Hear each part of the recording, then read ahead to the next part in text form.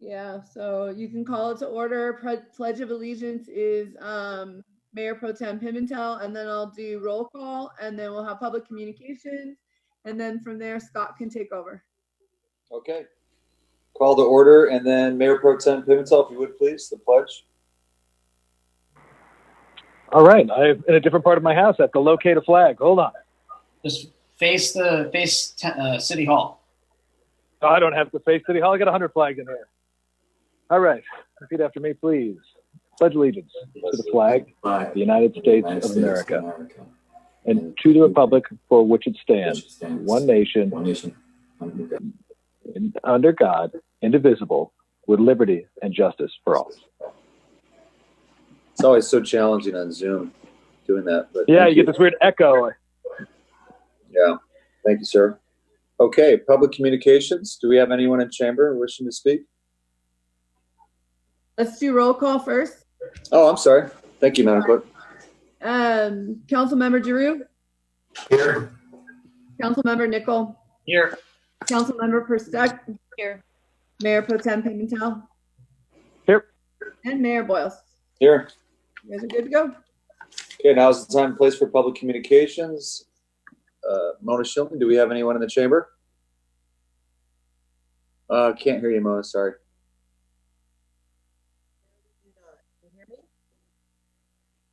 No, ma'am.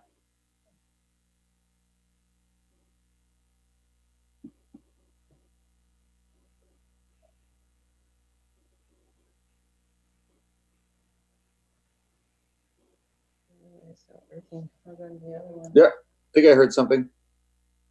Mona, we heard something. No, we have no one from the public here for communications. Okay, thank you. Thank you very much. And do we have any written public communication? None? Tracy, you're muted, but I think none. Okay. All right. No, we do not. Okay, so Mr. Mitnick, over to you, please. Okay, Mr. Mayor, members of the council, let's make sure everybody has their necessary documents with them. We did send you a copy of the PowerPoint. You got a copy of the strategic plan and the most recent quarterly update. Sorry to inundate you with a lot of paperwork, but those documents are available should you need to refer to them. So we go to the second page of the agenda. We have an outline. And as a reminder, this is a study session. So you're receiving information, and if you're going to make any changes to, something happened there. Oh, there it is. Okay, Joe pulled up the outline. So Joe, why don't you go to next slide?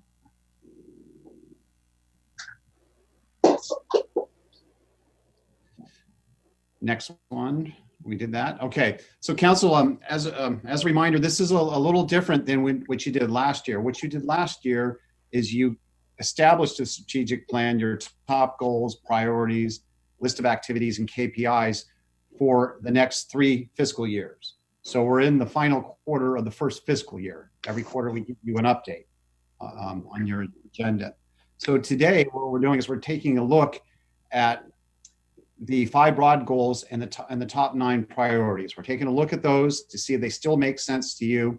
And then if you want to make some tweaks to them, we can do that. But I will tell you, this is one of the better strategic plans I've seen in my travels. It's very comprehensive, covers the vast array of services, and it's great guidance and direction to the city. And also, council, as a reminder, this is how you evaluate me every year. And I use this plan to evaluate the department heads, and they incorporate it into their departments. So the agenda for today, we'll start with the introductory comments that I'm doing right now. Then this is I found this to be a good tool for years. Before we get into the strategic plan, it's good to take a pause to provide a quick update on our financial situation, where we're at right now. And then Joe Lilio, our finance director, will do that. Then our planning and building services director, Sam Lee, he'll give you an overview of some of the exciting land use projects going on right now. Then I'll talk about the changes, challenges, and successes of this year. So it's a great way to set the stage. Then we'll talk about the strategic plan. And as I should have mentioned this at the very beginning, why are we doing this at this time? We're getting ready to prepare next year's budget on August 5th. We'll be in front of you for the budget study session for next year. So it's good to know before we jump into that if your goals and priorities still make sense, and if you're going to have any changes, and if there are costs associated with those changes, we'll wrap that into the budget. So thanks for your indulgence on the introduction. So let me now turn it over to Joe Lilio, our finance director. Thank you. All right. Well, good afternoon, Mayor Boyles, City Council members. So I'm just going to give a very high executive overview of where we're at with the budget. August 5th is going to be the budget study session. That's where we're going to get into the details of all the different funds. So for fiscal year 2021, these are the guidelines I use to help prepare for the August 5th budget study session. And then during that study session, August 5th, council will be able to give me their policy directives, but this is what I use to help prepare for that date. So I'm assuming general fund reserve of 20%, economic uncertainty reserve of $2 million, that's per council policy. Workers' comp fund, we have $7.1 million in there.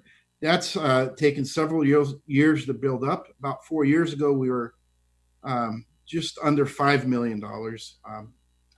Our total unfunded liability for the workers' comp claims is a total of $10.5 million.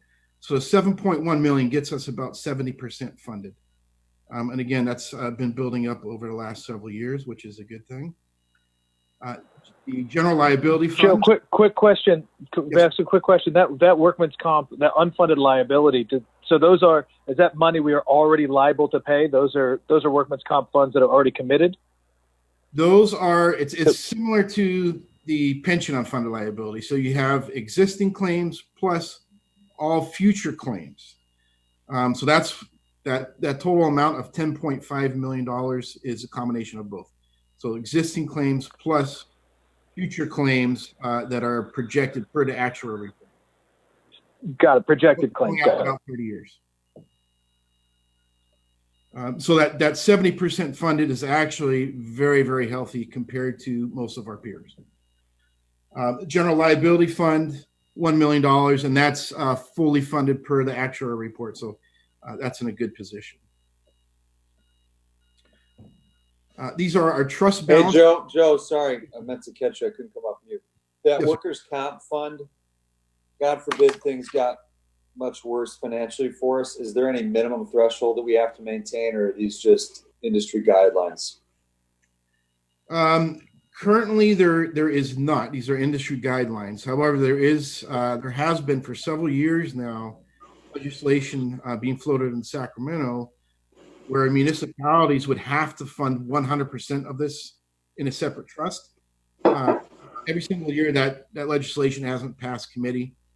I'm assuming though that may be resurrected again for next year, 2021. But not currently. Not currently. Okay, thank you. Appreciate that, Joe. Our trust, so a pension trust, council authorized opening up a pension trust about 2 years ago. We currently have $4.3 million in there, and that really is going to be used towards a budget stabilization in late 2020, so about 2028, 2029, when the pension costs peak from CalPERS is when we're going to, that's our plan anyways, when we're going to tap into that pension trust and help stabilize it. OPEB trust, this is for retiree health benefits. We have a current balance as of June 30, $26.1 million. And this is currently 40% funded. Again, this is very healthy compared to most of our peers. Vast majority of our peers are about 30% funded. Same thing holds true there, Joe? Any minimum threshold? Yes, sir. No minimum threshold.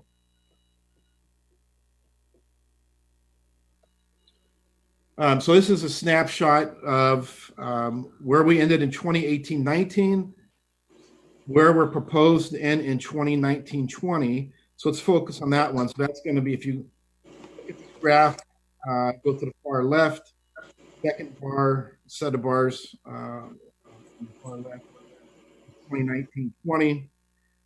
So per the mid-year presentation that we presented to council back in May, we did a revise for the current year. We're estimating about revenues about $67.1 million. We're actually trending about $1 million higher right now. So, you know, we presented scenario 1, 2, and 3 to council. We recommended going with scenario 1, and that was reducing revenues down from, I believe it was 76 million down to 67.1. And we're on target to reach that. And if things keep going the way they've been going the last several weeks, looks like we'll end up close to 8 million. However, with the new restrictions in place that were placed last week, you know, that leaves some uncertainty. I am fairly confident that we will end up very close to what we said. So that's some fairly good news. Our expenditures, we estimated ending right around 74.6 million. We're tracking just a little bit under that, so we might come in around 73 to 73.5 million if everything keeps going the way it's been trending. For 2021, so that's the set of bars just immediately to the right of that gray vertical gray line. And again, we're moving to a 9-month budget cycle for next year. So October 1, 2020 to June 30, 2021, moving to that 9-month budget cycle. So that's one reason why we have revenues and expenditures showing lower. And then moving forward, we'll have a traditional budget year of July 1st through June 30, which about 96% of the cities in the state of California are on.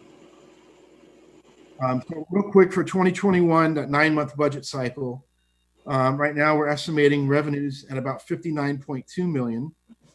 And what I'm doing is I'm taking the current revenue streams that are coming in for our major revenues, TOT, transit occupancy tax, sales tax, and some of our other UUT, some of our other major sources, and keeping that same trend line and assuming that's going to go through to about January. And starting end of January, things start picking back up. And so I'm taking a very conservative approach with the assumptions that I'm making for 2021 revenues. Our expenditures right now, again, this is very preliminary, so this may change by August 5th, but $60.7 million. And that includes bringing the CIP programs that were deferred during mid-year to help balance the budget this year, bringing those back. So that includes that. And then just real quick on this graph, the gray line that starts, if you go to the very top left, I don't know if you can see my arrow on your screen, this gray line, and then it goes down horizontally and it goes on a downward trend. That's our fund balance. The orange horizontal line is the recommended minimum fund balance per GFOA, 2.2/3. Okay, so I'm going to move on to this next slide. Real quick, Joe. Yes. Just Carol. So just go back to that one slide. Absolutely. I'm just surprised year over year for the next 3 years, we're projecting our expenses to be above our revenue. Yes. I mean, how can we sustain that? If I can interject, Scott Mitnick here. This is common when you do forecasting. And what this is showing, it assumes that we get only the revenues we estimate and that we spend every dollar that we appropriate. In reality, we typically will not spend every dollar that we appropriate, and our revenues often will come in a little bit higher. But this is good for forecasting, and it shows the scenarios if everything plays out exactly as anticipated. This illustrates trends. Yeah, Does this infer, or does this account for keeping holding open vacancies, or is this at full employment? no, this is full budgeting full positions. Does not. Because I thought historically we were doing the 5%, or what for this last budget we did the we assumed a certain percentage of open positions. Correct. Did you not do that for for the future years? No, I did not, but I did assume that there's a higher quantity of PEPRA members versus the classic members, which has lower costs associated with it. And It just surprised, I've never seen where you're budgeting and forecasting consistently to be in the red. So, I understand that this is just a forecast, but you should forecast to what you feel is reality. So I'm just surprised. Well, I'd like to interject. Scott here, let me interject a little bit. What we did in this current budget, we assumed the salary savings at 5%. We budgeted that. That's unusual, or at least in terms of maintaining a good management practice. That's unusual. And Joe and I are committed to moving away from that. But that was the reality to balance the budget. And going forward, well, it's a tool to use to anticipate trends going forward. But it is for illustrative purposes only.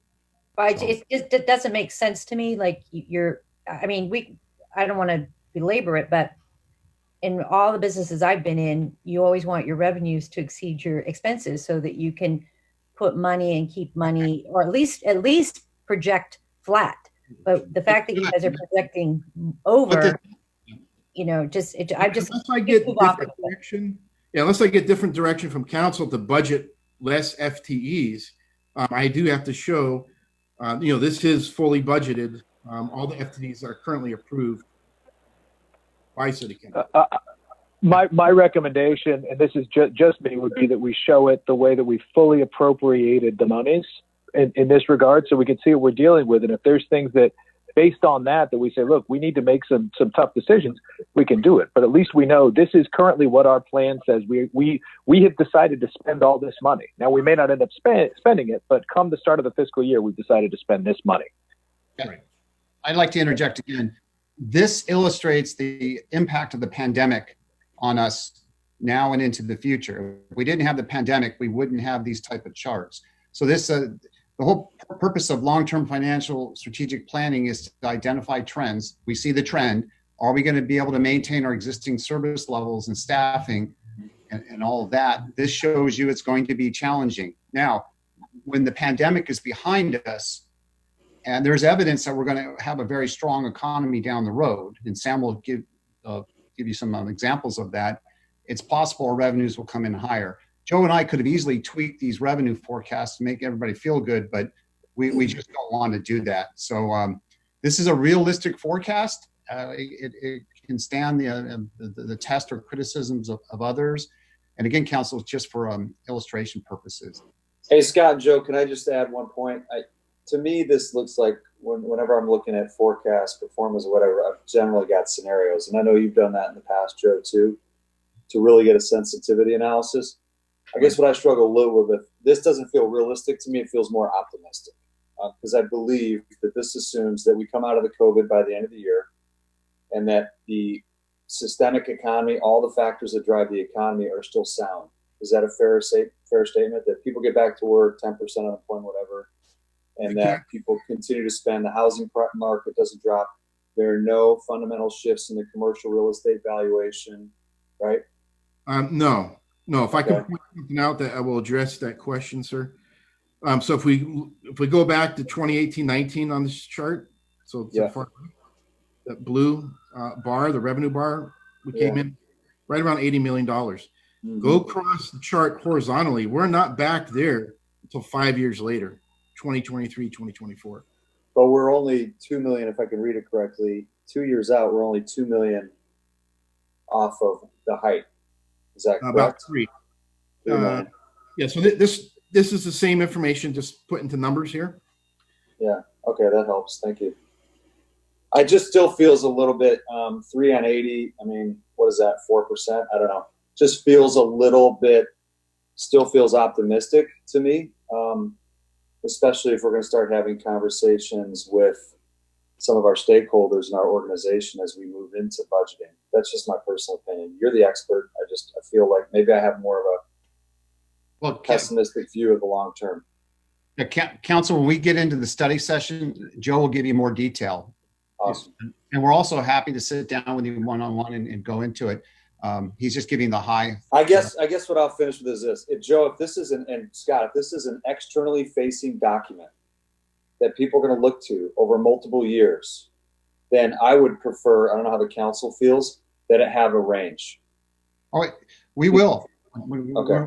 We're in the budget study session, and I'm glad you made that point, Mr. Mayor. We couldn't agree with you more. And that's why, you'll recall, before I got here, I was pushing hard, and you have your finance director doing the same to do long-term financial planning, and we will look out 10 years. So this is a very conservative approach, just to give you an illustration. Also, Joe, I can't remember if you pointed out, you show revenues peaking at 80 million. In fact, before the coronavirus hit, we were looking at about 82 million. If I remember that right. For the current year, yes. Yes. So we were doing really well. So it's dropped quite a bit from our peak. But good point, Mr. Mayor. We will fully cover that on August. Okay. Thank you. Okay, so this is just a snapshot of the prior graph, but in numbers. For CalPERS, so CalPERS annual fiscal year ends June 30, so it runs July 1 through June 30. So for June 30, they just ended their fiscal year. They came in with a portfolio return of 4.7%. Their target is the 7%, so that's 2.3% below their target. So what that means is additional costs to members that participate in the CalPERS pension plan. So for the city of El Segundo, that's going to result in an additional unfunded liability of $6.4 million. The potential additional costs, we won't see the additional costs for 2 years, but by 2023, it'll be $160,000, and you can see that it slowly progresses till you get to 2026, and it's about an additional cost of $800,000 a year from their not meeting their target of 7%. Now, on the flip side, they could exceed the target next year, and that would negate their loss for this year. But point in time, this is the additional cost that the city of El Segundo will have to pick up. So upcoming financial issues for 2021, the continued CalPERS unfunded liability, to address that. Water and wastewater rates, that study is going on. Master fee study, the annual update. So last year, the time we did a mass CPI update to the master fee study. We are planning on doing that again this year. Top golf start date. Implementation of new technology. So there's numerous technology projects going on. Future development. Even though we are in the pandemic and there's economic slowdown, the development in El Segundo is very robust right now, and Sam will be touching on that in a little bit. Employee engagement program, labor negotiations with police and fire unions. So those two labor contracts expire September of 2021. So that means in fiscal year 2021, we will have to start those labor negotiations. Business license tax, bringing something to the ballot. Need for financial stability, and that transitions into the long-term strategic financial plan.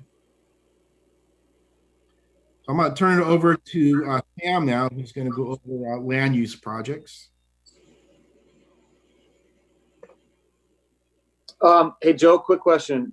The Yes, ad hoc pension committee that Don Brand suggested that he and I participated in for a couple of years, are we going forward with that? I know it's been silent with COVID, but I think given the news with CalPERS and our new state of reality, economic reality, it would be good to. Yes, they actually CalPERS is going to release the annual actual reports in about 2 weeks. So that'd be perfect timing. Maybe we Okay. can, in So August. we just need to have another member, I guess, now that Don's gone. That's something that we didn't address in our committee assignments because it's kind of an ad hoc thing. So, Mr. Mayor, I'll follow up on that, and then Okay, thank you. we'll coordinate having a second council member on that, and then getting the meeting scheduled. Awesome. Thank you.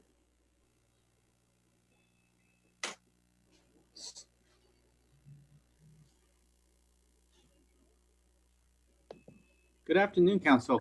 I was asked to put together a quick 10-minute presentation. This is certainly not a comprehensive list, but I think it highlights many of our construction projects in town. So I'll highlight a handful of projects and then discuss a short list. So some of you will recognize 650 Pacific Coast Highway. This project was submitted to planning yesterday. So it's very, so it's a 7-story, 121,000 square foot building, formerly occupied by Boeing. It'll be converted to a new state-of-the-art building. So the building, Sam, isn't this the first project from this group that's have been outsiders to date, if I recall correctly? that's correct. That's awesome. Yeah. So the building will significantly beautify Pacific Coast Highway and will certainly add to El Segundo's image as people drive through our town. But most of the work is actually happening behind the building in the highlighted area that's shown. It'll be replaced by this. It's also highlighted by that. It's a 7-story, 77,000 square foot building with a parking structure in the back. Here are some renderings. This is a view from back of the 650 PCH building. And this is a view of the new building. This is the plaza, outdoor plaza, connecting the existing building to the new. The next project is located at corner of Grand and Kansas. The name of the project is Catalyst, formerly the Infineon, and formerly before then, International Rectifier site. On the northeast side of the building, they are remodeling 62,000 square foot building and adding on 2 additional buildings at 40,000 square foot and 60,000 square foot. And also it'll have a 5-level parking garage that'll house 488 spaces. On the south side, they are demoing the buildings and building a new 90,000 square foot building. It will include a cafe. It'll have a 4-level parking spaces. It'll house 245 spaces. The address for these projects are at 1521 Grand and 233 Kansas Street. Sam, what's the total square footage? I had a hard time following that. You said. So let's see, let me do the math. It's 100, 160, about 250. 250 in total. How much incremental? How much? They had 62 additional originally, or how much are they adding incrementally? I'm just curious. You know, I don't have the number as to what the existing buildings were, but you know, I would say that they probably overall adding, you know, it would be a guess. It would be somewhere from 50 to 100,000 square feet. Overall, I think building area isn't that much because I know that they're not asking for an additional FAR, but they are strategically locating the new buildings along with the parking structures. So they'll be asking for additional height for the building. The reason I brought up is I don't think we've ever really discussed, as long as I've been an EDAC and council, we talk about occupancy rates, obviously the inverse vacancy, but we don't talk about square footage being built as a metric on a regular basis, which is a driver of our business license tax. Do we? Unless I've missed it. You know, I think it's absolutely something we should keep an eye on. In fact, later in the presentation, I'll talk about a little bit about the square footage. I think it's a significant KPI that we need to keep an eye on. Because I think it's a leading indicator of where things are probably headed, where the smart money is going. Okay, thank you. I completely agree. So here's some rendering of what Catalyst will look like. Kind of, it keeps many of the historical view of what Smoky Hollow was. This is a little hard to see. The next project is a 6.3 acres site. It holds 2 hotels. Aloft is located there, just on the left, and the Fairfield Hotel is in the middle, located there. There are 2 main components to this project. First is a removal of a restaurant and ballroom area located there. And the second is to build on surface parking lots located there and there. What's proposed is a project. This is, of course, the Pacific Coast Commons. What's proposed is a project that will include up to 263 housing units and approximately 11,000 square foot of commercial, retail, restaurant space. And there will be parking garages built into each of these components that will house not only the new development, but also parking for the hotels. This is a rendering of what it looks like from Holly and Pacific Coast Highway. You'll recognize this building. This is a project that came before the council in January. At that time, the developer mentioned that they'll be bringing back additional projects. This campus is called Standard Works. Buildings are located where Standard Oil used to own these buildings. This project is at 140 Oregon Street. It's currently under construction, and they hope to be completed by second quarter of 2021. This is the second part of their project. It's located off of El Segundo, and they hope to start construction in January of 2021. This is what the building will look like. And you'll see that there's a theme. It's very similar architecture in all of the buildings throughout the campus. This is part 3 off of Franklin. This is what it looks like today. They hope to start construction in the second half, third quarter of 2021. This is what the building will look like. If you notice, there's a parking garage in the background, and there's a little arrow showing it. This developer was bold enough, or had the faith in El Segundo, to build a large parking garage, 400 spaces, partly because it's more practical to build it all at once, and it's cost effective. But now they're following up and building buildings to fill the parking spaces. So this is the short list that I mentioned. I'll go through some of these projects. Kite Pharma is close to permitting a new permit that will be a $40 million project.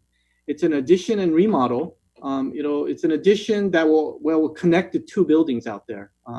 Combined, it'll be 260, 270 square feet. If you recall, in 2017, the company was sold for almost $12 billion.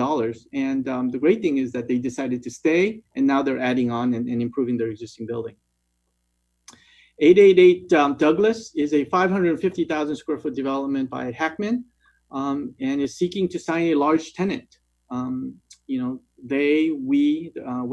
the teaming up of the city, are competing with other cities to do that. And of course, it's not easy, but it's a bit of a dogfight, but we're getting there. 101 Continental, back in May of last year, the building sold for $138 million.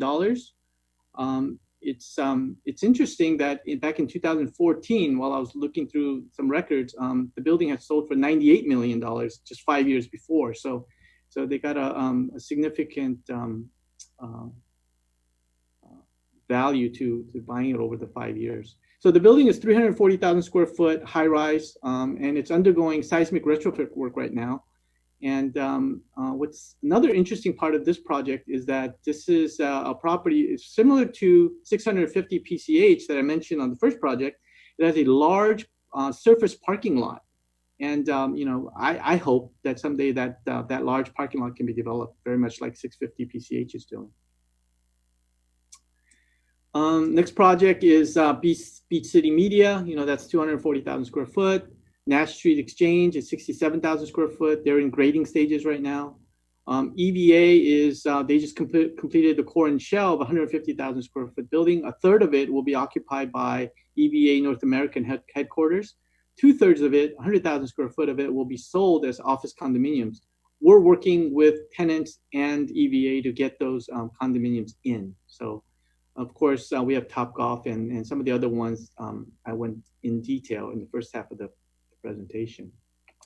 So, being a numbers guy, and this is where, Drew mentioned about square footage, I started to wonder what the figures start to look like in a spreadsheet. So I added up all the new square footage, the new added square footage, and it added up to about 750,000 square foot. It's a significant number. And then I added up all the TI work, and that was 1.5 million square feet. And putting some construction numbers there, it's a rough estimate, but you can argue that this will value up to about $750 million, right? $750 million. And then I started to wonder about all the things that I didn't put on that list. These are strictly approximations, and I was thinking that if it's reasonable, it's probably reasonable for me to think that maybe 5-10% of the projects hasn't been accounted for in the short list, and that'll get us to 800,000 square foot of new floor area. And I thought it was reasonable to believe that maybe 25-30% of the TI work out there isn't been accounted for in the short list, and that gets us to 2 million. And then when we use the same construction dollars, I think it's reasonable to believe that there's about $1 billion of construction work happening in El Segundo in the near future. And that ends my presentation, and happy to answer any questions.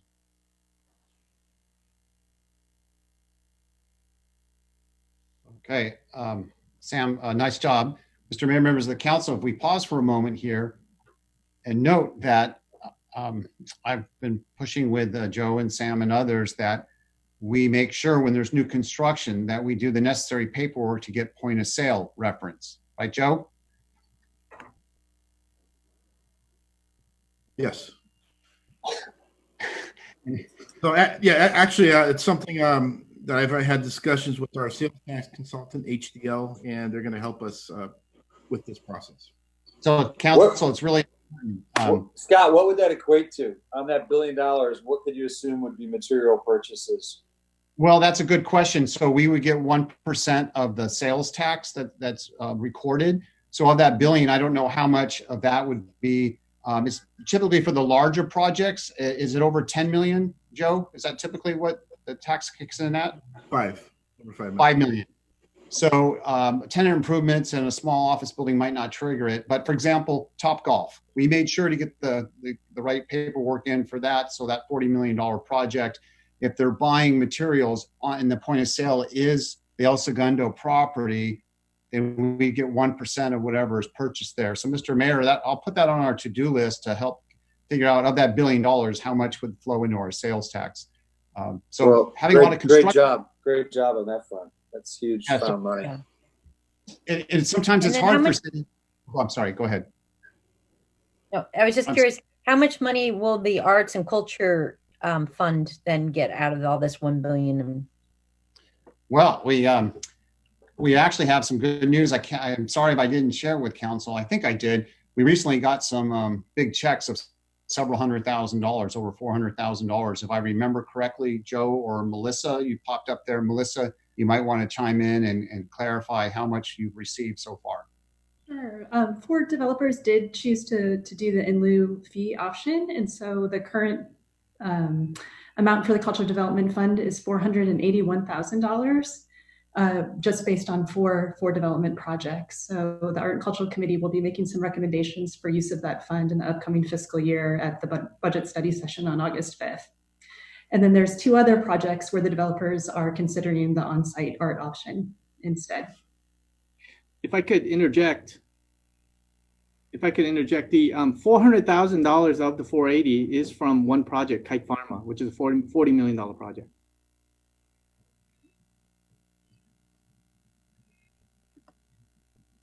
Okay.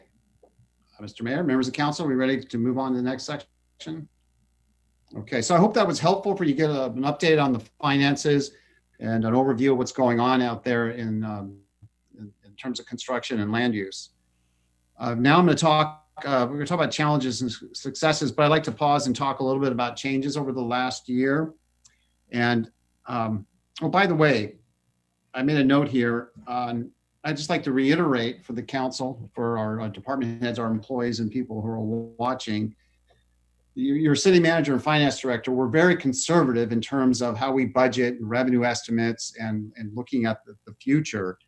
And even with that, the revenues are down about 15 million in the general fund from the peak to where they are now. But even with that, we're still we still have reason to be cautiously optimistic with respect to the future, and Sam's numbers illustrate that. And I would like to add as a KPI the square footage information for development. Not trying to create work for ourselves, but I think it's a good measure. As the mayor said, it is a leading indicator. We still have very tough circumstances in front of us. So let me talk a little bit about changes. In preparing for today, I just sat down and think about what's happened over the last year. I won't go into too many details, but let me just remind the council some of the changes over the last year. In the fire department, Dina Lee was appointed to be the first battalion chief, not just in El Segundo's history, but in the South Bay. So that was interesting, a little shift there. You have a new city manager who came on board a year ago. Councilmember Dr. Brand resigned in December, just before the end of his term. And that resulted in council going with just 4 members for a little while. And then Councilmember Lance Giroux came on board after winning the March election. Your city treasurer did not run again after her term expired. And the voters did approve Measure T, which converts the city treasurer position from elected treasurer to appointed. So the person who was elected, Matthew Robinson, he was seated for a 4-year term. That will be the last elected city treasurer. And then we'll convert over to an appointed treasurer. And your public works director resigned recently to take on the same job with the city of Burbank. And a new public works director will take over on August 17th. So the list goes on, but that illustrates some of the changes that took place on the staff side and politically. Let's talk a little bit about the challenges over the last year. And I think when the year is said and done, when people look back, the year of fiscal year 1920 will go down as one of the more challenging ones in the history of El Segundo. And you think about some of the challenging events that happened over the last year. And again, this is somewhat chronological. We learned, we had a situation with the First Amendment auditors, and not so much the subject of that, but it revealed the porous nature and security concerns of some of our facilities. So we've made changes to make our facilities a little bit more secure and safe, not just for the employees, but also for visitors that come here. We had some cybersecurity challenges in September and November of last year. And council, I know that was stressful for you and for the community and for the people who work here, but we worked our way through those and we're a little bit stronger as a result of that. And of course, we had the 2 state of emergency situations, the COVID-19 pandemic, which started in March. Declaring a state of emergency for a city, for all of us, is usually a once in a lifetime occurrence, if ever. We've had 2 of those. We had to deal with that. We had to deal with the civic unrest, the protests. And I'm really proud, City Council, of how this organization stepped up. Our all hazards incident management team approach, which is somewhat unique.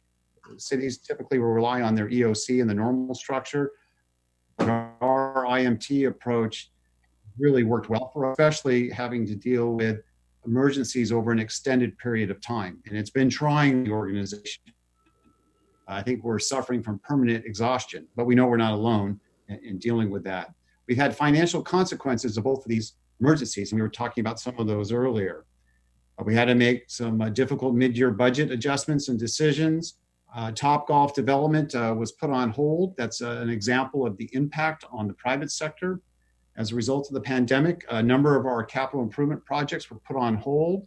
A number of city positions have been frozen. That creates some stress within the operating departments.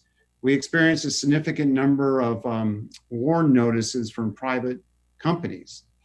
That's reduction in force. Several thousand private sector jobs have been furloughed or laid off in this community. It's profound when you think about it. Even if it's a small percentage of the total, those are a lot of human beings that were impacted. And that ripples through the whole economy. And a number of private sector developments, even though Sam illustrated some exciting projects, there were other projects that were in the works that are on hold, if not canceled.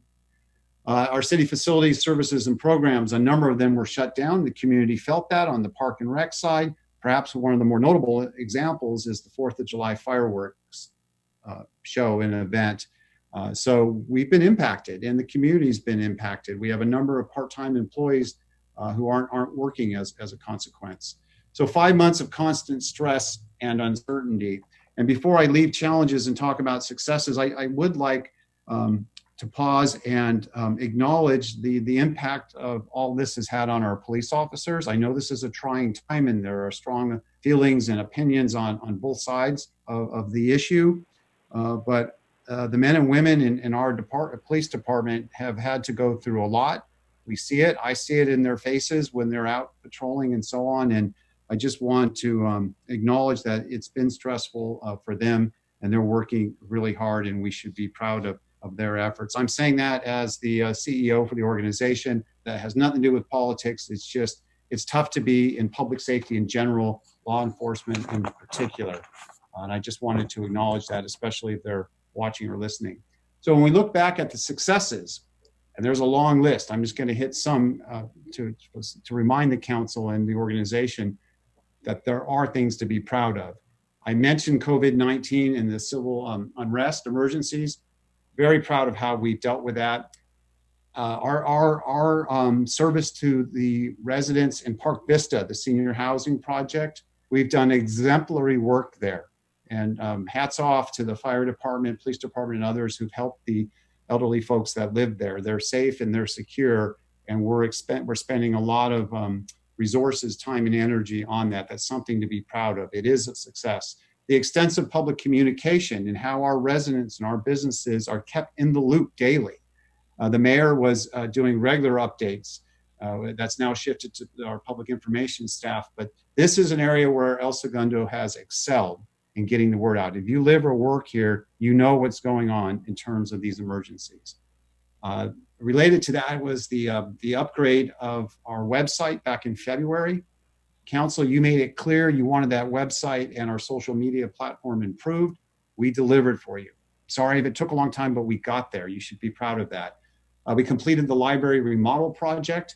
I'm really proud to remind council that we did get the initial design funding for the Park Place Transportation Project. That's a big project. We got the $5 million commitment from Metro.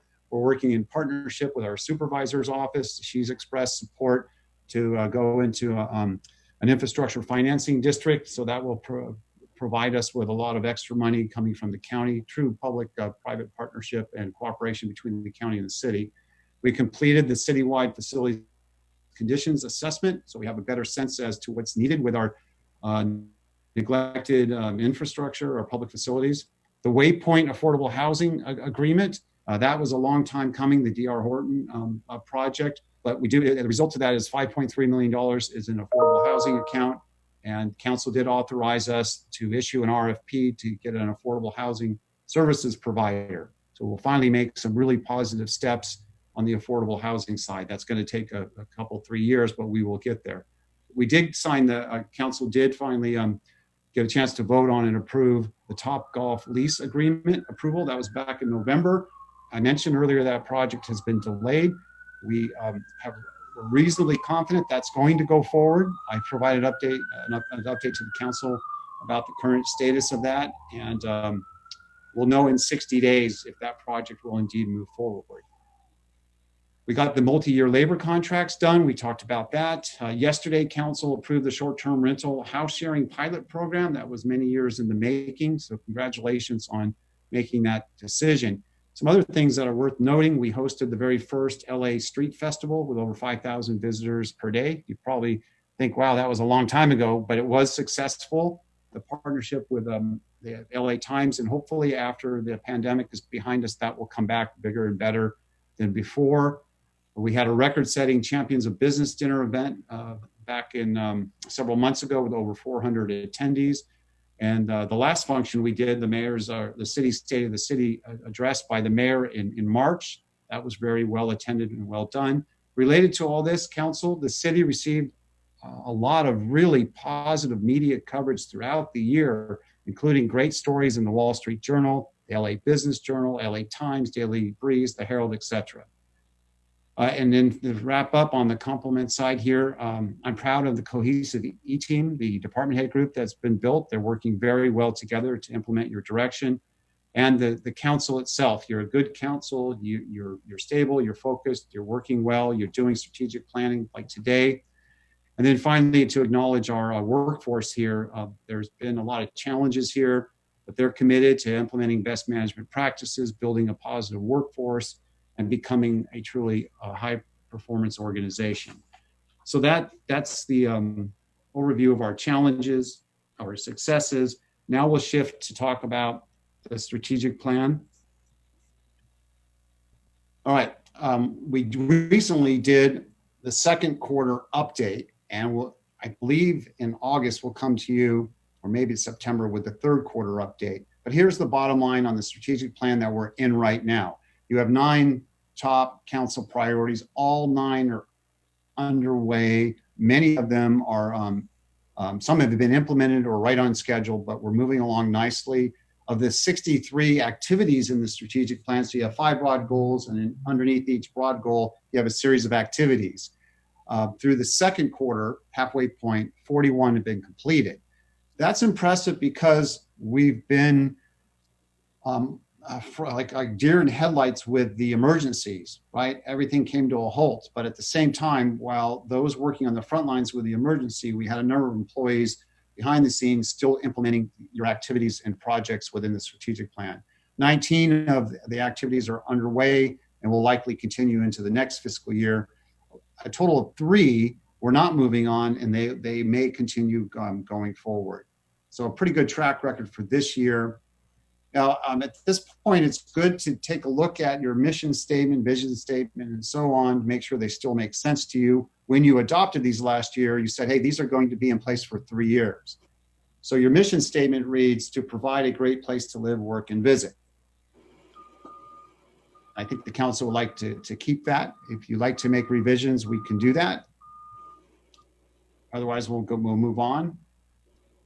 The vision statement. So this organization has a mission statement and then a vision statement, and that's a hub for innovation where big ideas take off. We've really done well on the branding of this. This is a great vision statement. Then next we have the city values that City Council came up with. There are several of them. These values define who we are and how we manage the city. These are really important to the employees to understand and adhere to every day: accountability, productivity, ethics, stewardship, service, challenging ourselves, continuous improvement, and reflection. Hey, Scott, could I add 2 thoughts? One is city values. There's nothing there other than ethics would be the closest thing about embracing diversity. We're coming to that. Okay, and then I want to back up to mission statement. Certainly don't want to wordsmith that today. Okay. But I think, I don't know how the rest of the council feels. To me, it feels a little flat, a little lackluster, not very unique. And so if I'm the only one that feels that way, fine. If not, maybe it's worth entertaining, looking at a future date. Because I think one of the things I struggle with, Scott, one of the strategic plans, I don't know if you're going to have a chance to look back at how we did on our strategic plan goals. One really stood out for me, which is some of them are more binary. Did you get the age-friendly certification or not? Yes or no? Or how close are we working on it? Create a unique value proposition for the city of El Segundo from a business standpoint is nebulous unless you have metrics associated with that. Like, how do we measure what our UVP is? That's going to really differentiate us from the marketplace. And that was the intent of that goal as one example. So a related idea would be, once we figure out what that unique value proposition is, that it's prolific throughout all of our literature, all the collateral, every message point that we go out, it's part of our brand schema, everything, this is what is different about doing business in El Segundo than anywhere else in Southern Cal, or maybe the nation. And so I think what led me down this train of thought is looking at that city mission statement. It isn't clear to me how we're truly different. And El Segundo is absolutely a different place. One example I've been using for the last few years that we haven't been able to validate is that we probably have more GDP per square mile, certainly in our commercial district, than any other part of Southern California, as one example of a metric that would validate our claim that we truly are the most important economic hub to the region.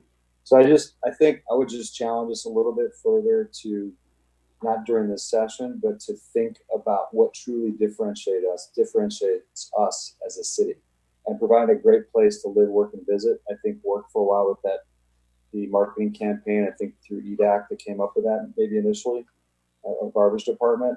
but it just falls a little flat in my estimation. Would you Am I like wrong? us? I want to get, Oh. well, I want to hear from the rest of the council. I don't want to be, I'd like to see what everyone else thinks, but before I, Carol? Yeah, I agree. I mean, I think we should really have the word like fosters and community, those buzzwords that just really talk about, it's not, we just don't provide a great place. We embrace, our community. So something where it's a little more inclusive. It does Okay. feel flat. I don't want to be Debbie Downer, but I kind of like the simplicity of this, and I like the way it prioritizes. I mean, this is a very simple, hey, our priority is it's a great place to live first, then it's a great place to work, and then a great place to visit. I think the attendant implied tasks and goals can go in the vision statements and the parts of the strategic plan that endorse those. But for me, it's simple, and I think there's a value in that. That's my take. Okay, thanks. Lance or Scott? You could have. If you're ready, Ron. Oh, sorry, bud. You want to Go ahead. I've always thought that the statement could use a little bit more body. It's, to use your word, it's flat. I like, to Chris's point, it is simple. It is to the point. I like the efficiency of it, but I think we could work on it. I think that there's always room for improvement. So why not, right? This is a study session. We can toss some ideas around individually and bring it back. But yeah, I think we are much more than just a place where people live, work, and visit. Thanks, Scott. Lance? Yeah, I kind of side with Drew on this as well, only for the fact that you're using this as a marketing piece in general, and that's the important piece, especially coming out of a pandemic and the economy the way it is. You want to be able to stand out a little bit. And while live, work, and visit is fine, I think based on what we're going through right now, I think we need to kind of, I know how much we use this on different marketing pieces. I just think it needs to be a little bit more assertive and a little bit more creative. Okay, thanks. I think we have consensus. Chris? Yeah, no, I would agree with that. If this is a piece for our sales literature, then we should definitely have something that is a little more grabby. But this is something that we want employees within the staff and city councils to look at and say, here's the reason that we exist to do this job and this job function. I tend to like it simpler, but if it's going to be on collateral, then by all means, give it the full Bernie Taupin and Elton John treatment. All right, not to completely belabor, but being kind of a geek on this stuff, if you look at like a Disney mission statement or a Starbucks, companies that have incredible customer experiences, their mission statements are maybe 2, 3, 4 sentences. They're not that long, but I do agree with Chris, simplicity is key. Understandability is key, but they're way more defined about the kind of the end result of what they do. Because mission statements should be what you do. And to Lance's point, they're not generally used for brand identity. They're internal documents meant to guide the organization. Here is what we do every day when we show up. So this does work, provide a great place to live, work, and visit. It just feels a little, lackluster, I guess. And then one more thing on the unique value proposition. I don't believe we have it. I don't think we're there. I know we marked it as 100% on our progress to goal, but I can't tell you what our unique value proposition is. Can anyone in council? What is our unique value proposition when we're trying to get a Riot Games or anyone else into El Segundo versus Culver City versus Playa Vista? What is our unique value proposition? I don't believe we've truly defined that yet, and we should, because I think, to Lance's point and others, as with this downturn, that is going to be more critical than ever. What differentiates us from the other cities where companies can locate? By the way, I thought all the other goals looked great. Just that one stuck with me.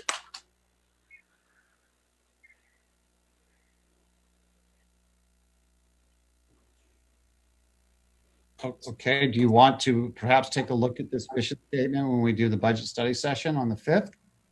Or do you want to keep this for this year?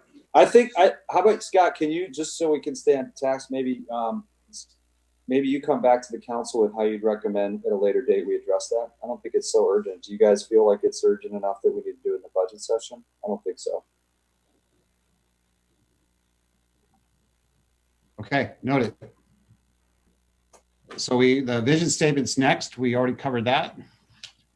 And then after the vision statement, we get to the values. We talked about those. On the issue of diversity, we do address that for you on goal 1. So the next set of values, remember, these are the values that, these are the city culture. This is what the council came up with before: innovation, support, and recognition, leadership by example, proactive action, problem solving, getting to yes. All right, let's move on. Okay, now we get to your 5 broad goals. Your first one is, as it's written today, is enhance customer service, engagement, and communication.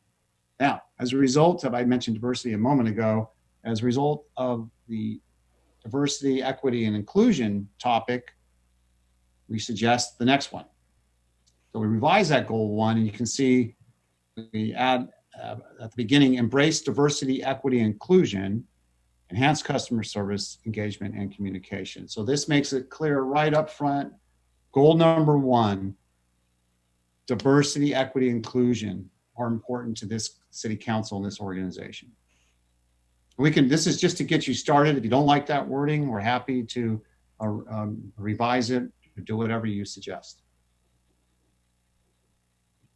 Does it maybe, I think what Mayor Pro Tem was suggesting, Scott, was that it might deserve its own goal. I feel like, my personal opinion, doesn't really fit very well with this one, but maybe I stand alone on that. Chris? Oh, I tend to think it's a part of this.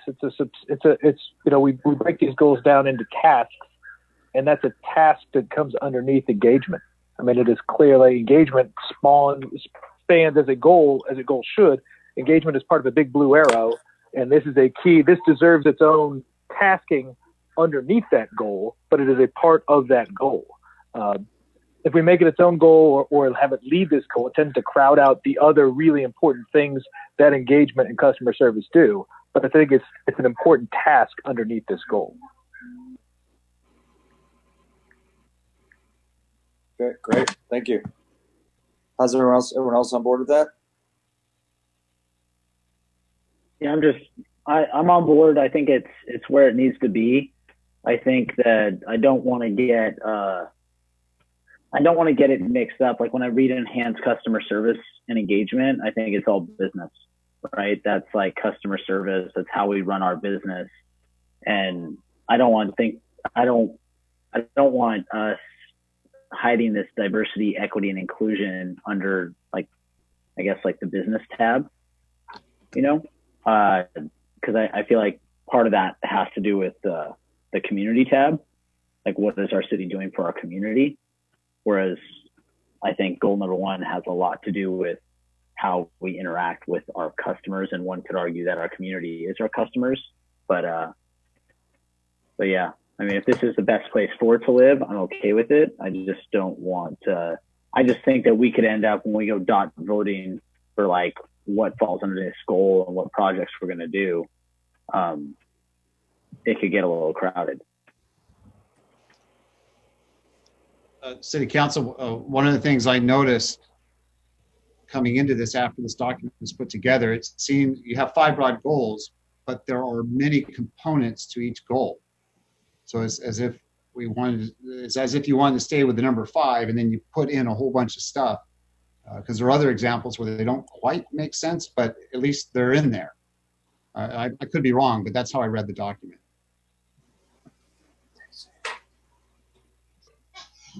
So you comfortable leaving it this way for now? At least it's a start. Let's hear from Carol and Lance. So I missed that. I had internet issues, so I apologize. I just rejoined. Let's have Lance weigh in. Yeah, I actually like the idea of it being, I know we wanted to put this in. I think it does make sense where it's at. I don't need to, I really want to belabor it any more than that. I do have, I think it fits in well here, and I'm concerned putting it under a different goal in and of itself. I think this is a good start to where we want to go. And I like the way it's worded. Good, thanks, Lance. Carol? So Carol, the idea is, are you okay with the language that's been proposed where diversity is incorporated into goal 1? Yeah, diversity, equity, and inclusion. Mm-hmm. Sure. Okay, there you go. Thanks, Scott. Okay. The next goal. Your second goal is to support community safety and preparedness. Recommending that you keep that. Third goal, support community safety. Wait. Why is there 2 of them? Looks like a subset. Add proposed new activity. Yeah, we're recommending that we add an activity. While we're not going through all the activities right now, given the significance of COVID-19, the pandemic, I wanted to have some way to ensure that we learn from that. And so this would fit nicely here, create an activity 5 and prepare an analysis when it's all done and over with. What did we learn from it? What changes do we need to make forward in terms of how we manage our EOC and our IMT and all that sort of thing? So if council's okay with that, I'd like to throw that in there.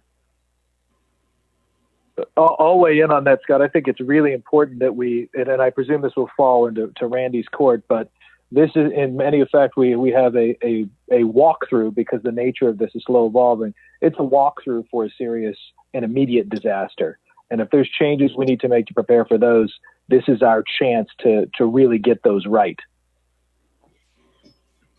I agree with Chris. The only thing is I wouldn't necessarily say COVID-19 response because, I think we need to make it a little more general, saying a pandemic and not specific to one thing, because this is kind of sets up our playbook for future pandemics. And I just don't want to get stuck on, well, that was COVID-19 versus maybe just make it as prepare for a pandemic response analysis. Okay. Yeah, we could, I know that's wordsmithing, but yeah, I think I should clarify that we want to do an analysis of the event that took place. And then from that, we can look at emergency preparation going forward, to your point. So this is just an activity within the overarching goal to do basically a debrief on COVID.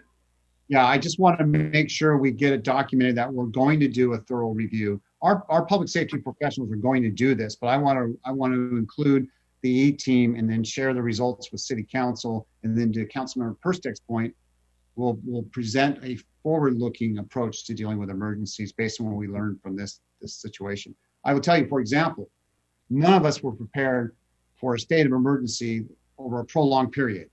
And so, okay, going forward, how are we going to be more prepared for that? Because usually emergencies are a day, few days, a week, maybe a couple of weeks, not 5 months, 7 months, or 10 months. So thank you for that. Okay, to move on. Goal 3, we're recommending to leave that as is with the activities that it has. That's develop it as a choice employer and workforce. Goal 4, develop and maintain quality infrastructure and technology. That's how it reads now. We're recommending that we keep that goal title, but we add an activity 10. This is sort of a late entry, and this is in response to the environmental committee's request that we, at the staff level, do a review of some proposals they have. And I've been aware, I guess last year some of this was proposed. And in City Council, having thought about it, if we truly want to be a cutting edge city with best management practices, good environmental stewards, looking toward the future, and I know we have staff limitations and resource limitations, but these 5 proposals, I think I would recommend that you direct us to at least look into this. It's not to say we're going to implement all this. You have to make that call. But looking into local policy to eliminate single-use plastics, that there's value in taking a look at that. There's value in looking at what are our comparison agencies doing. There's some very progressive local governments on the west side and in the South Bay. Why not take a look at what they're doing? Same for establishing the Green Business Recognition Program. That's a relatively low-hanging fruit, great way to recognize local businesses that are doing a terrific job on that front. The next one's a little bit more challenging, develop green construction standards. There are very strong feelings about that in the development community, but if council is comfortable, staff is happy to take a look at that, look at what cities do it well, what problems there are out there, but it's worth taking a look at. And then the question about should the city join the Clean Power Alliance and become a member? Pros and cons, but staff would be happy to take a look at that and provide a recommendation to council. And then finally, to expand on our existing water conservation effort. So council, we're comfortable with this, but it's your call. Yes, it will have a burden on staff a little bit in terms of extra hours, but we're happy to put it there. Could this, Scott, could this replace other activities, or do they have to be additional? Oh, I didn't think about that. I'm happy to go back and look at that, sit down with our E-team, see what we could do to get so you're basically saying, hey, make it a net impact, right? Well, I'm just saying, like, with the pandemic and with the new economic reality that we're faced with, I think some things will be less viable, or we may not be as relevant as we thought they were possibly. And the other thing I'll say is that having been on the environmental committee for the last, 3 or 4 years, they've worked really hard to incorporate recommendations. Frankly, we're not getting a lot of love. No fault of anyone in the city, just was not a priority. And they've worked really hard to try to get their recommendations dovetailed into our strategic goals. And I think they were the only CCB to reach out, Scott, weren't they, before the strategic plan session to say, hey, could you please incorporate these? That's correct, but also, and I just didn't know from past practice, we didn't reach out to the committees. I just didn't know that was done, but that makes sense when we're looking at creating a strategic plan going forward. This is a one-year check-in. I'm happy to revise that approach next year. But, I think we should, because we've talked for the last 3 years, this is before your time, Scott, but we have talked about how do we make the CCBs feel more meaningful and relevant, and that they help us. And one of the ways is if their recommendations are at least considered as part of the strategic planning process. We might not agree with them. In some cases, they're going to come forward with some great suggestions. I think it's been happening with the technology committee because it was stood up partly to help vet a whole bunch of projects, put in a PMO framework with Charles before Charles was there, and after Charles was there, Charles Ranwith has been doing a great job.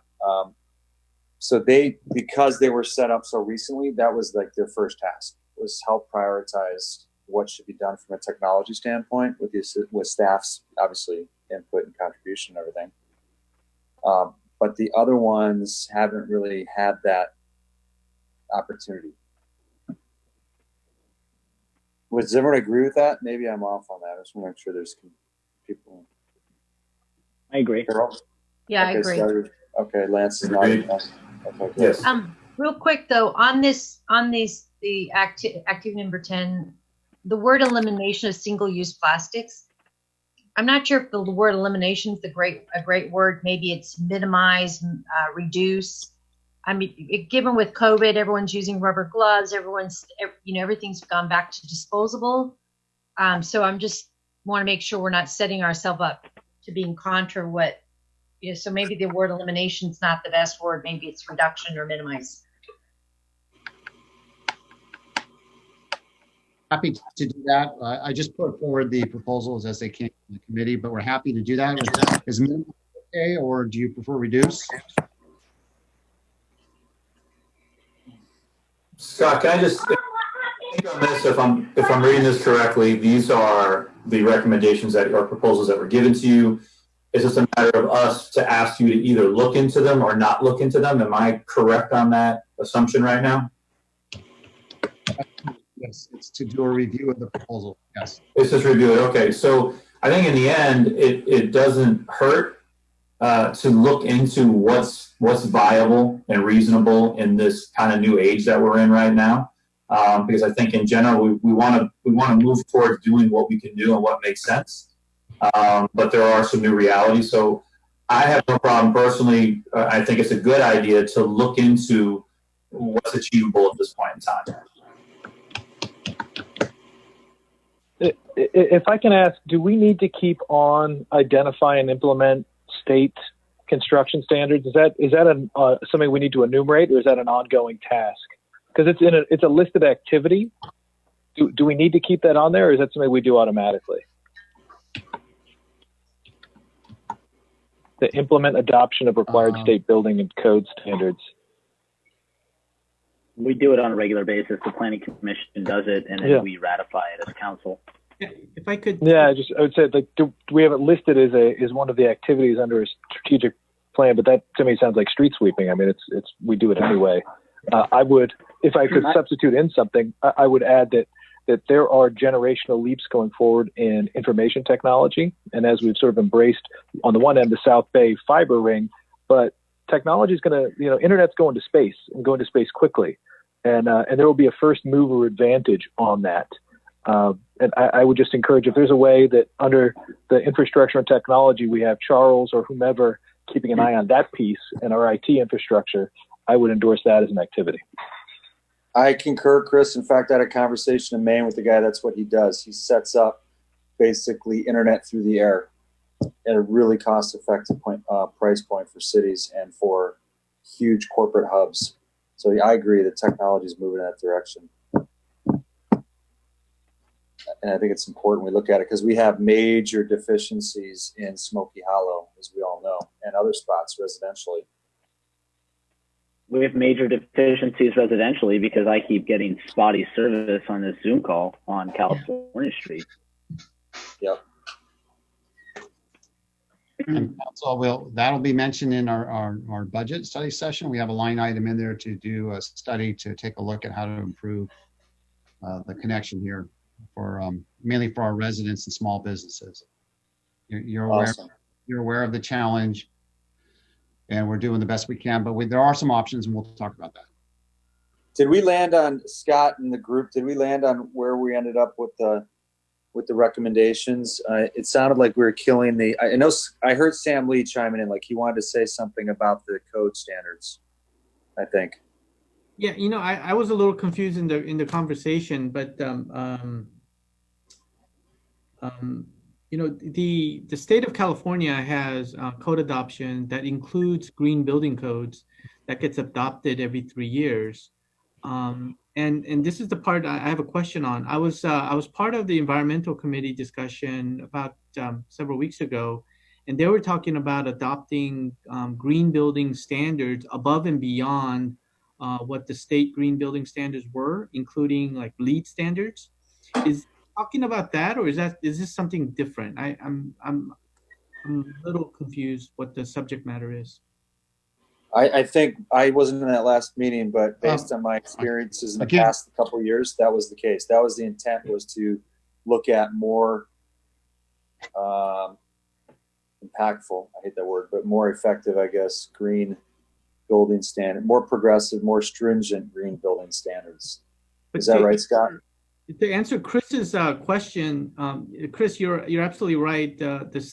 The California was the first state that adopted green code standards back in 2009, and subsequently to that, every 3 years it's become more stringent, and we have green code standards. And some would argue that many of the LEED standards have been incorporated into the green code, California green codes. So I just want to make that point for to answer Chris's question. Thank you. Right. And council, I mean, it's good. I understand the concern, but if council is comfortable with directing us to do a review, we would sit down with that committee or representative of that committee to get clarity. I don't see any harm in us studying it, looking at the pros and cons, and then coming back with a recommendation.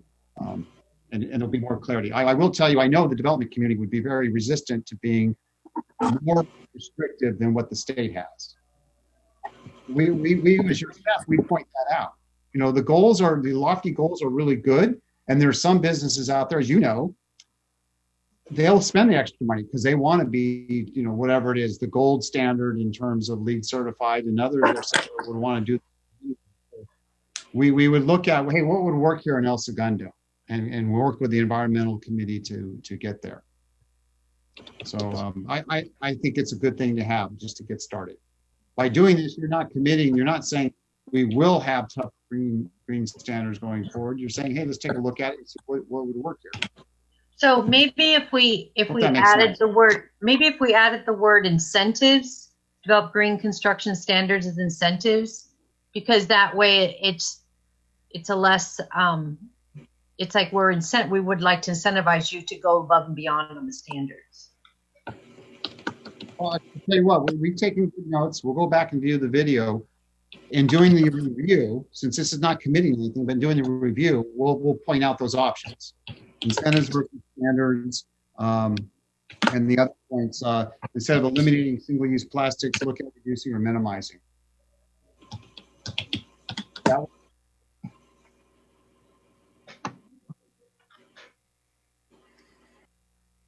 I'm sorry, would that work? Would that be okay? That works for me. I think not. Yeah, Lance is nodding yes. I think everyone's on board with that. Okay. I'm sorry, I'm getting a little bit of delay. I think I have a bad internet connection here in the office. I apologize. Okay, let's move on to goal 5. Champion economic development and fiscal sustainability. We're recommending to leave this alone. And in talking with the finance director, we have internally added an activity for ourselves. We don't need to do it here, to go after the long-term financial strategic plan. We definitely want to do a 10-year plan. We have a consultant working on it, and we'll present that to you later. Okay, let's go. We're done with goals. You have 9 city council priorities. We're recommending that you leave these as they are, and we're working on them. And I'll just go through them very quickly. To obtain an age-friendly city designation, and we have provided an update in writing where we are on all these. Determine the future of the teen center. Continue to advocate for the city's interests with respect to LAX and its expansion. Consider guidelines for the use of potential revenue from golf course lease. Identify further infrastructure and downtown improvements for Main Street. Number 6, attract senior living facilities to El Segundo. Number 7, identify areas with the community that are appropriate for housing. Number 8, conduct a study of repurposing City Hall. Number 9, develop a unique value proposition for attracting new businesses. We heard a little bit about that earlier.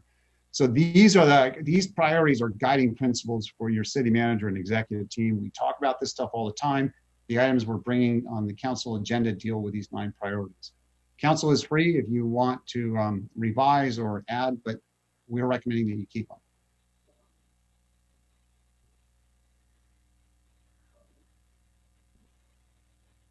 Okay.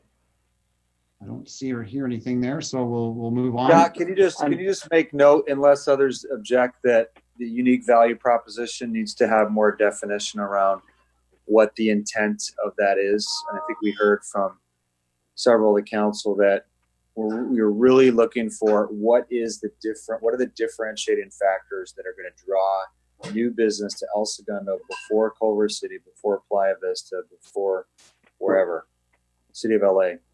So just, that might require some additional work. I don't think we're going to get that done in this call. But unless any other council member objects, I think I think we were making progress, but I don't think the outcome was clear on that one in terms of what that means, realizing that goal. And then I saw Councilman Nichols' hand was up. Can you just go back to the first 5? Sorry, I dropped off and then came back on. You're up on the screen there.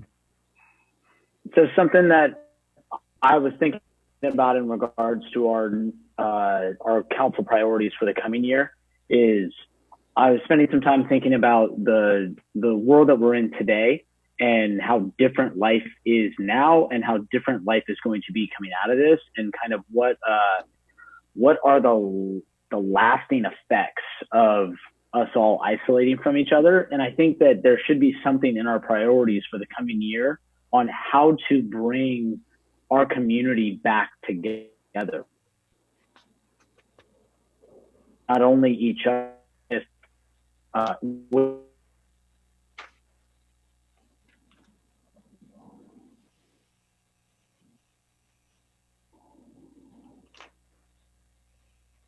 can't hear. I think we might have lost them. Yep. I lost him at the need to bring the community together, then couldn't hear anything. Well, I think Sorry, he's I'm saying back. that, Can you I hear think me? he's saying is that we need to look at these, one of our priorities is about how do we bring El Segundo back as a community as a whole. You know, there's a lot of division right now on, you know, many different fronts, and, you know, it's now going to get even bigger with the schools going two different models. So I think what Scott might be referring to is how do we, as a city council, as a city, ensure that we as a community are growing strong together. Sorry, I'm back. Can you guys hear me? Yeah.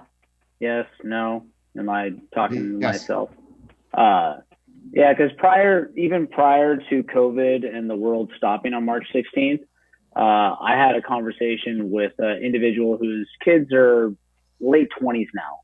And he said that he finds that like the community has passed him by, and he has trouble like engaging and finding that close knit community. And you know, and I told him I feel the exact opposite right now, that I am more engaged in the community than I could ever be with young kids and sports and everything else.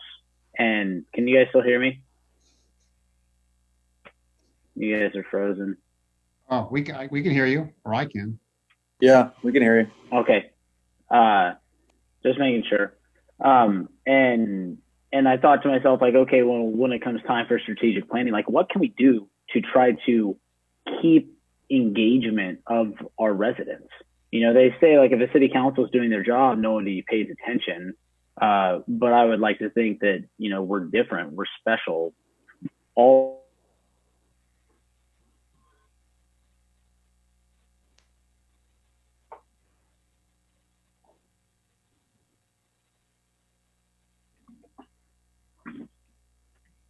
I'm done talking. Can you just I'm done ask? talking. If I talk, I get kicked off. So I'm Mr. done. You Mallory's guys get going the to gist. run a fiber optic cable to you. Just hang tight. You're not that far from City Hall. I think you made the case to focus our attention on the internet connectivity. I think what Scott's saying is like, it almost feels like that. There's that group, Santa Monica's a part of it, where they look at, I'm not suggesting we go to that extent, but one of the metrics they look at is like great living or healthy living or well-being index maybe. And I think it came out of Europe, but one of the factors is, as an example, they say that one of the most important factors to happiness is how many people you relate to on a regular basis and with what consistency in your community. Scott, is that kind of where you're headed, or where are you? Is he back, or did we lose him again? Yes. Is that you're like saying how do we help people get more connected on a regular basis in the community? Yes, I just think that we need to make it a priority to try to, because if we can't have gatherings, you know, we can't have our 4th of July, we're all coming together, and we're not going to be able to have our Richmond Street Fair and our homecoming game at the high school this fall. Like, I think it is going to become incumbent upon us to do something, to prioritize trying to bring the community engagement back. You know, how do we come back stronger than we were before we all got told to stay at home? Yeah, I mean, you look at what's happening with mental health anecdotally recently too around us. I mean, I agree. I think it's a super, super valid point. How's everyone else feel? I'm good. Well, City Harold, Council, we could come up with a 10th priority. And how about if you charge me with working on that, and I can roll it into the budget study session on August 5th. And I can sit down with the council members one by one, and we can make sure we get it right. And I'll start with council member Nick.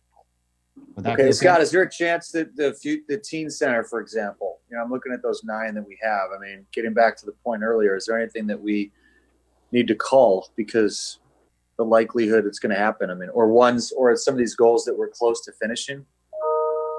Yeah, because like number 4. Yeah. So we in our quarterly updates, we address these issues. I can do it verbally on the teen center. Remember, council did agree, and you directed us to do a study of the facilities at the entire rec park property. Because remember, you have other facilities on that property that are challenged, mainly those restrooms. All of you felt strongly that the restrooms should be upgraded and made cleaner and nicer. I realize we're in a pandemic environment, but it's still an issue. We're committed to that. The clubhouse needs some work. Some of the other rec stuff needs work. So you charge us to take a look at the whole thing. And staff is working on that to get a consultant to come in and do a good facilities analysis. Then we're going to come back to you and say, okay, here's the whole enchilada. Here are some options. Here's what we recommend. And there's some exciting opportunities with that teen center property and the skate park. Very exciting opportunities. So we're on track to do that and come back to you.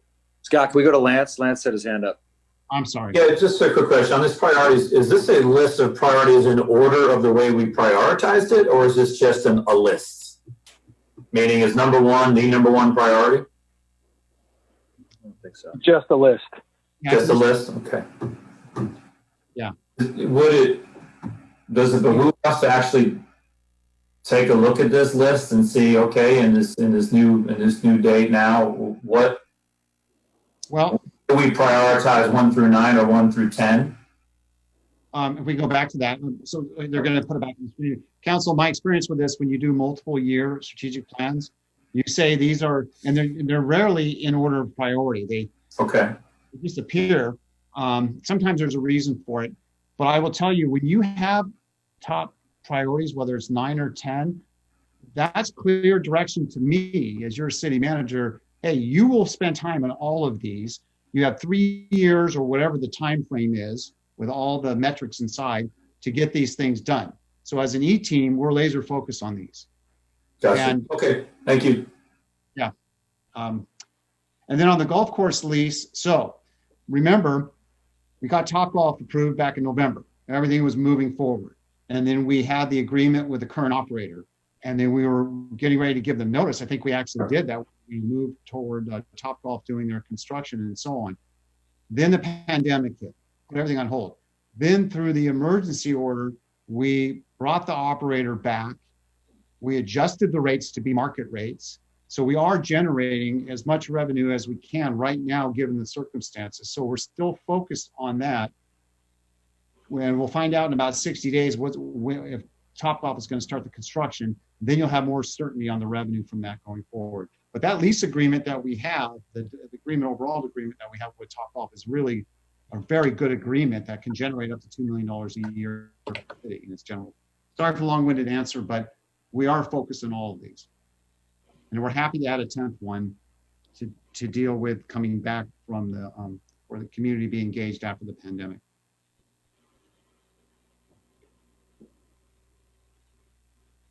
Okay. I think everyone's good. I'm not seeing any objections. Thanks, Scott. Okay, so there will be 10 of those. All right, now we can move on. Next steps.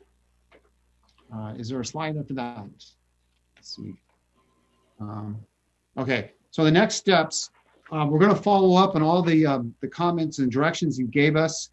For example, the ad hoc pension committee, you asked me to follow up on that. Definitely we'll do that. We'll do that today. And when the council's comfortable with who will replace Dr. Brand, then we'll get a meeting scheduled right away and to do that.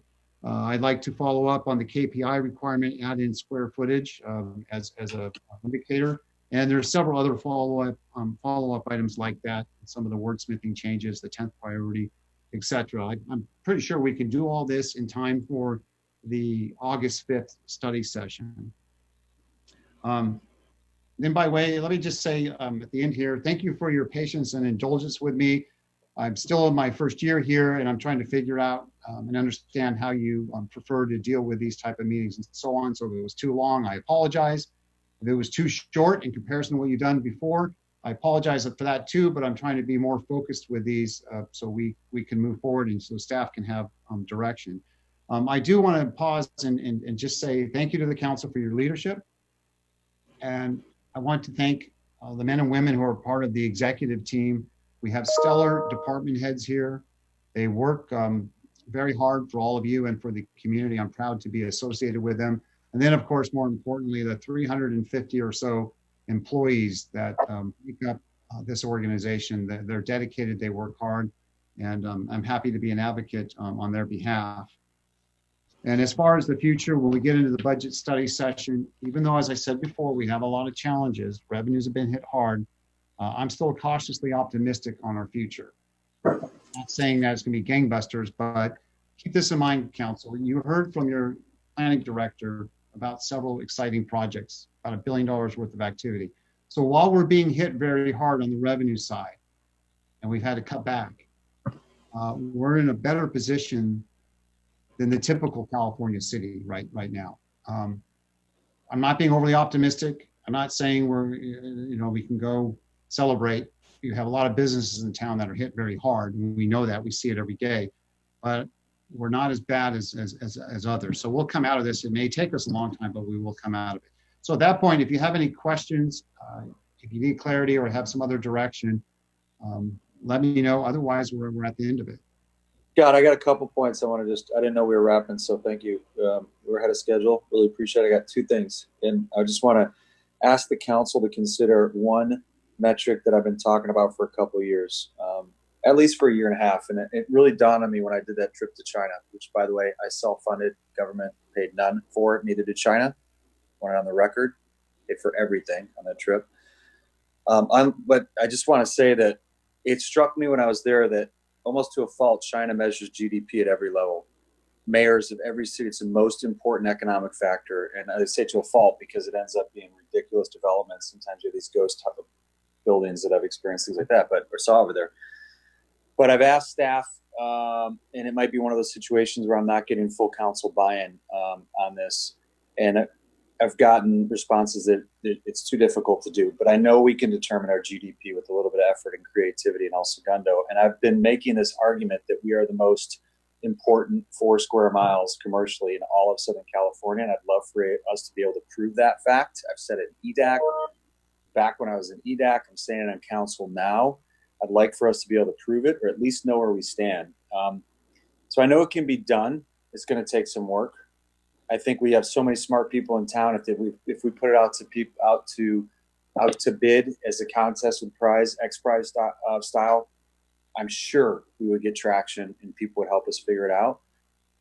And I would like to ask the council if they're on board with understanding what our GDP is in the city of El Segundo. Number one. The second thing I'll say is huge improvement on the metrics. Like, I was pleased when I saw what you sent over, Scott, earlier today with the metrics. The only thing I'll say is we've been talking for a couple of years about truly becoming a performance-based organization with metrics that are very meaningful and that drive behavior and action. And I don't think we're there yet. I know it takes time to move there. You and I have had a lot of conversations about that.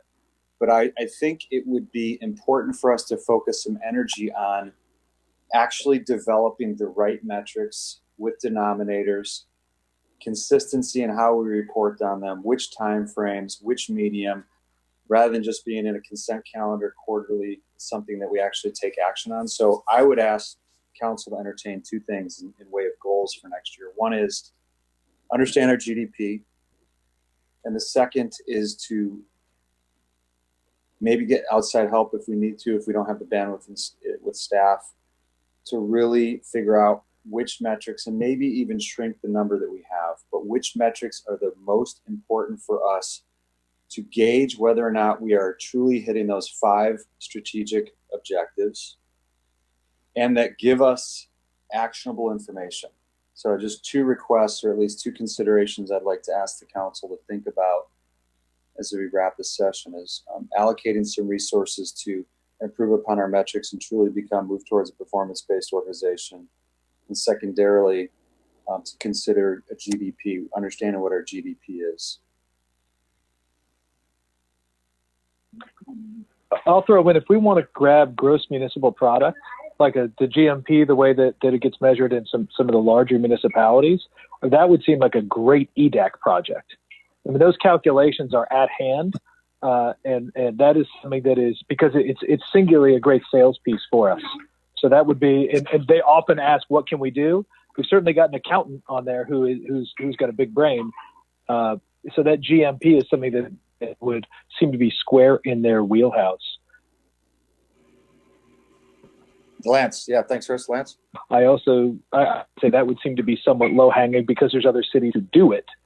So grabbing productivity metrics for a municipality and picking and choosing which ones we want, I would think, well, I would hope the city manager mafia would be able to flip those over pretty quickly. Now, populating them would take some time, but that would seem to be something that would be achievable as well. Scott,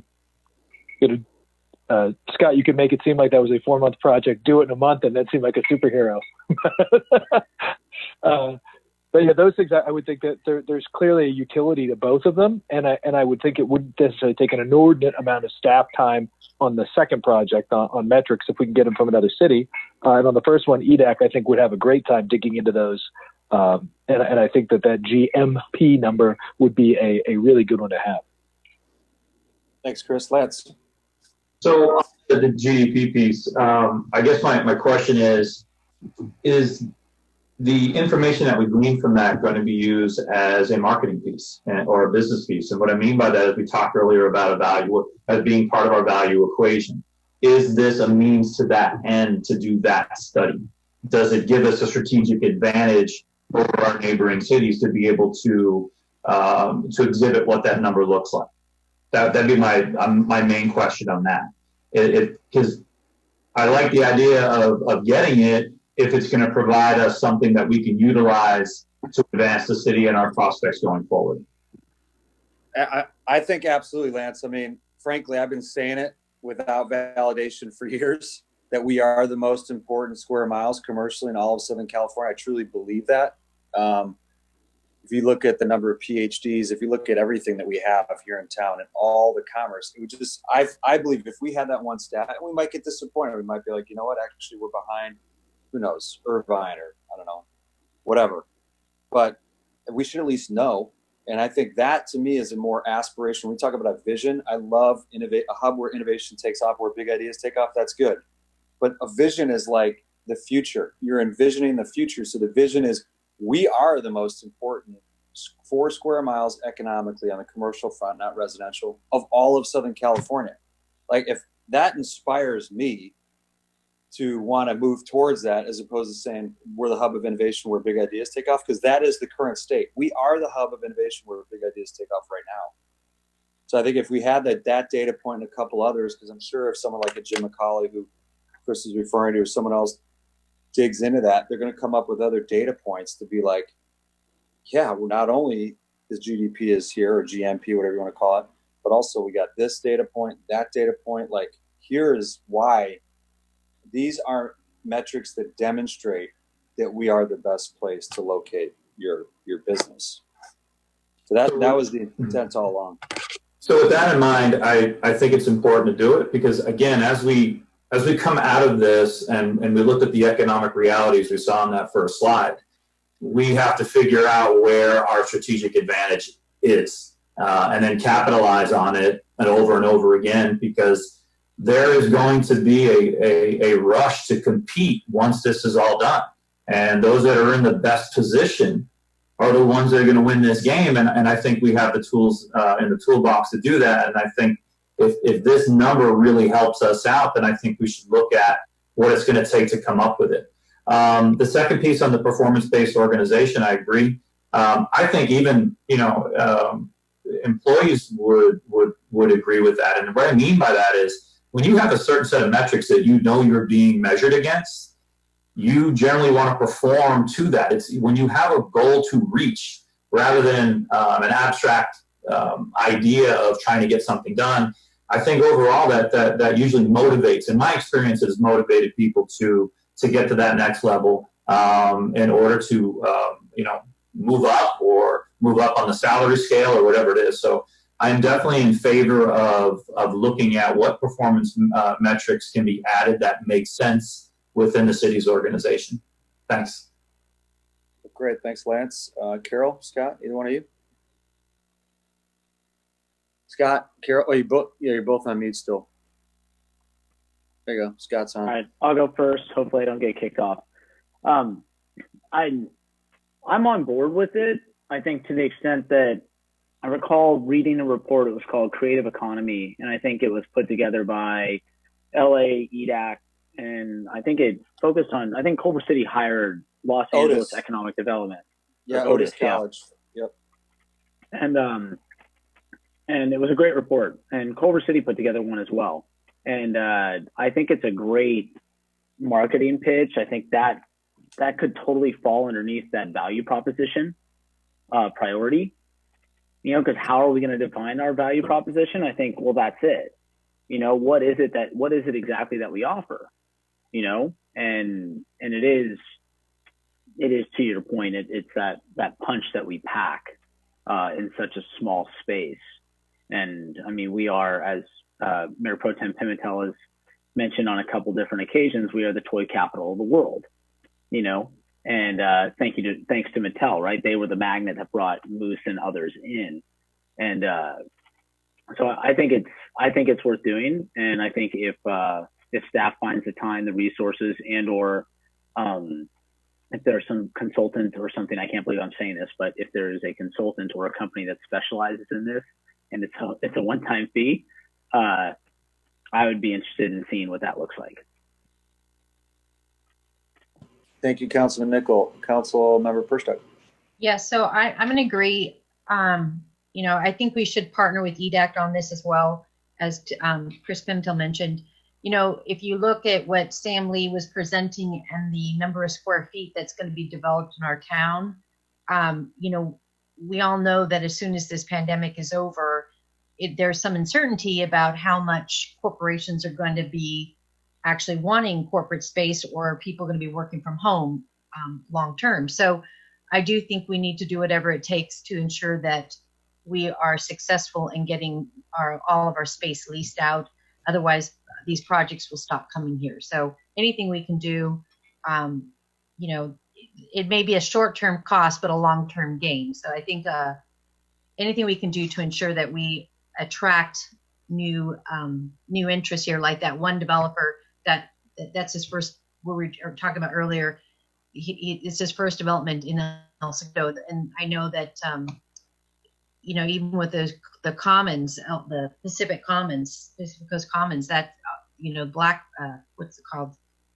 The one company that's their first entry into El Segundo as well. So I think for us to continue to attract new investors in our community, we need to do whatever it takes to ensure we have the stats to put out there to sell it. That's it. Thank you, Councilmember Perstock. Okay, Scott, looks like we have consensus on that. Thank you all for the support on that. Okay, I'll work on that and then figure out where we bring that metric and the GDP item in. I'll figure that out. When we come back to you during the budget study session, it'll be in there. Is that okay? Okay. Well, that's it, Council. Looks like we got through that within 2 hours. So any other housekeeping items? I think we're done. Okay. Awesome. So thank you. So do we need to let Tracy know? I don't know if she's still on, that we're 1:55. Scott, you'll do that, or? yeah, she's watching. She loves this topic. I'm here. I got you covered. Okay. Thank you, Tracy. Absolutely. I'll have a great day. Bye. Thank you. All right. Thank you.